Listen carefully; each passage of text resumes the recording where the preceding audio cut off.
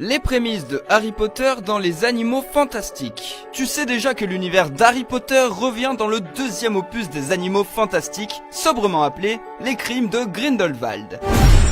C'est votre frère ?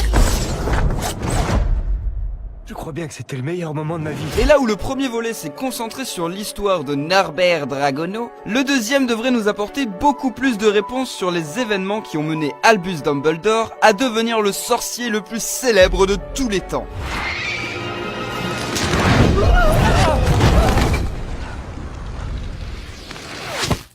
Ok. Si vous êtes un vrai fan de Harry Potter, vous n'êtes bien sûr pas passé à côté des détails du premier film, tels que le symbole des reliques de la mort autour du cou de croyance, la transplantation des personnages, ou des sorts cultes comme Accio, Alomora ou Petrificus Totalus. Des sorts que l'on a appris dans la première saga à Poudlard. Poudlard que l'on revoit justement. Ses montagnes, son pont, sa grande salle, son Quidditch et son Dumbledore. Plus jeune, professeur, et visiblement qui ne possède pas encore la baguette de Suro, détenue alors par son vieil ami Grindelwald, qui est d'ailleurs plutôt bien entouré. L'état Lestrange, ancien ami de Norbert à Poudlard, est potentiellement un membre de la famille de Bellatrix Lestrange, partisane de vous savez qui, et meurtrière de Sirius Black.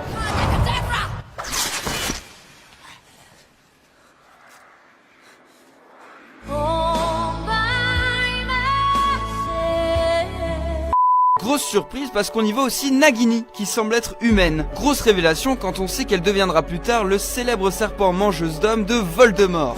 Elle accompagne Croyance, qui était déjà présent dans le premier opus et qui, contre toute attente, a survécu à la libération de son Obscurus.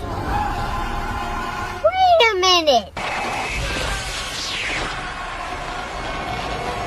Non, pas du tout. Pas du tout. Franchement, si. D'ailleurs, il se pourrait bien que la sœur de Dumbledore, Ariana, que l'on aperçoit sur le tableau chez Abelfort dans le tout dernier Harry Potter, aurait été elle aussi un Obscurial. Mais ça évidemment, on ne peut le deviner qu'en lisant les livres. Et oui, c'est bien à toi que je parle, toi qui ne regardes que les films. Non, c'est pas vrai, c'est pas...